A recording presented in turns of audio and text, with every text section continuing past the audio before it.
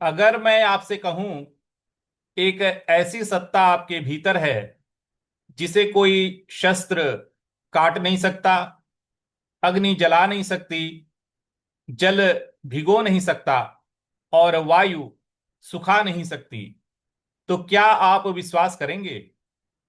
आज भगवान श्री कृष्ण आत्मा की उसी अद्भुत शक्ति का परिचय कराने वाले हैं।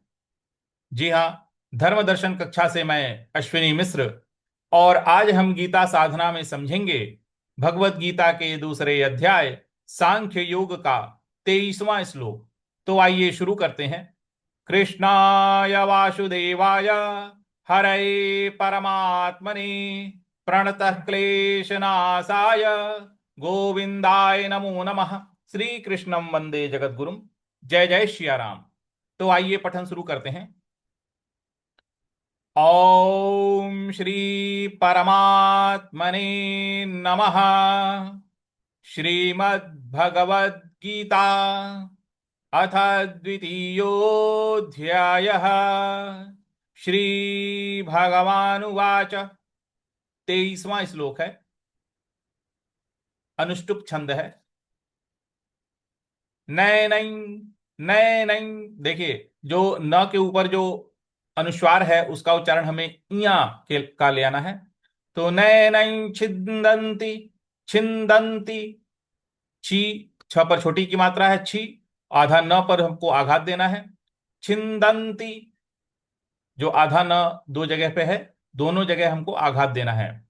तो नैनं छिन्दन्ति शस्त्राणि, शस्त्राणि, शस्त्राणि। बड़ा वाला श, उसके बाद छोटा वाला स पर हमको आघात देना है। तो शस्त्राणि, ड़ पर छोटी की मात्रा है। तो नैनं छिन्दन्ति शस्त्राणि, नैनं, नैनं। यहां पर नैनन, न पर ऐ की मात्रा है। नैनन, न के ऊपर जो अनुस्वार है उसका उच्चारण भी हमको न ही ले आना है। तो नैनं दहति पावकः, दहति, दहति, त पर छोटी की मात्रा है। तो दहति पावकः, पावकः, क के बाद जो विसर्ग है उसका उच्चारण हमें ह ले आना है, क्योंकि उसके आगे कोई भी अक्षर नहीं है। तो नैनं दहति पावकः। तो पूरी पंक्ति क्या बन रही है? नैनं छिन्दन्ति शस्त्राणि, नैनं दहति पावकः। अगला पद है न चैनं, न चैनं। च पर ऐ की मात्रा है और न पर जो अनुस्वार है उसका उच्चारण हमें अंग ले आना है, अंग का।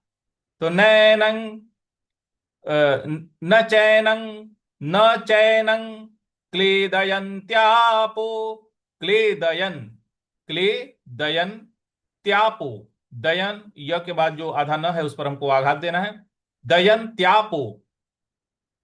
तो न चैनं क्लेदयन्त्यापो न शोषयति, शोषयति, न शोषयति।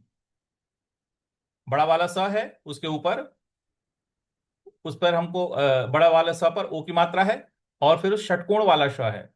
तो षटकोण वाले श को हमको जीभ को रोल करके मूर्ध्वा पे लगा करके बोलना है। तो न शोषयति मारुतः, न शोषयति मारुतः। तो पूरी पंक्ति क्या बन रही है? न चैनं क्लेदयन्त्यापो न शोषयति मारुतः। पूरा श्लोक देखते हैं। न नैनं छिन्दन्ति शस्त्राणि, नैनं दहति पावकः, न चैनं क्लेदयन्त्यापो न शोषयति मारुतः। इस प्रकार से इसको बोला जाएगा। इसका व्याकरण अवश्य नोट कर लीजिएगा और कम से कम 5 बार इसका अभ्यास अवश्य कीजिएगा। अब आइए हम सभी लोग एक साथ इसका उच्चारण करते हैं। आइए शुरू करते हैं। ओम श्री परमात्मने नमः। श्रीमद्भगवद्गीता अथ द्वितीयोऽध्यायः। श्रीभगवानुवाच। नैनं छिन्दन्ति शस्त्राणि, नैनं दहति पावकः, न चैनं क्लेदयन्त्यापो न शोषयति मारुतः। इस प्रकार से इसको पढ़ा जाएगा।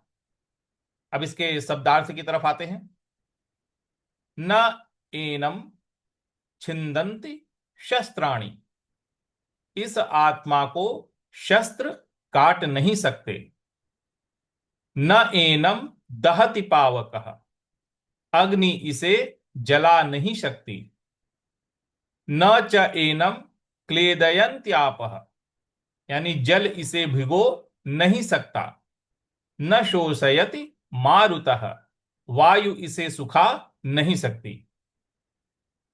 तो पूरा अर्थ क्या बन रहा है? श्री भगवान उवाच, भगवान श्री कृष्ण बोले, आत्मा को न कोई शस्त्र काट सकता है, न अग्नि जला सकती है, न जल भिगो सकता है, और न वायु सुखा सकती है। देखिए, आत्मा भौतिक पदार्थ नहीं है, इसलिए शस्त्र उसका विनाश नहीं कर सकते, अग्नि उसे जला नहीं सकती, जल भी उसका कुछ नहीं बिगाड़ सकता, और वायु भी उसे सुखा नहीं सकती। यानी आत्मा प्रकृति के सभी भौतिक नियमों से परे है। कल्पना कीजिए, इस संसार में जो भी वस्तु है उसे किसी न किसी प्रकार से नष्ट किया जा सकता है। लोहे को काटा जा सकता है, लकड़ी को जलाया जा सकता है, मिट्टी को पानी गला सकती है। लेकिन भगवान कहते हैं कि आत्मा ऐसी नहीं है, क्योंकि आत्मा कोई वस्तु नहीं है, बल्कि ये एक चेतना है, और चेतना को कोई भी भौतिक शक्ति नष्ट नहीं कर सकती। अर्जुन युद्ध के विनाश को देखकर भयभीत तो हो रहे थे। उन्हें लग रहा था कि सब कुछ समाप्त हो जाएगा।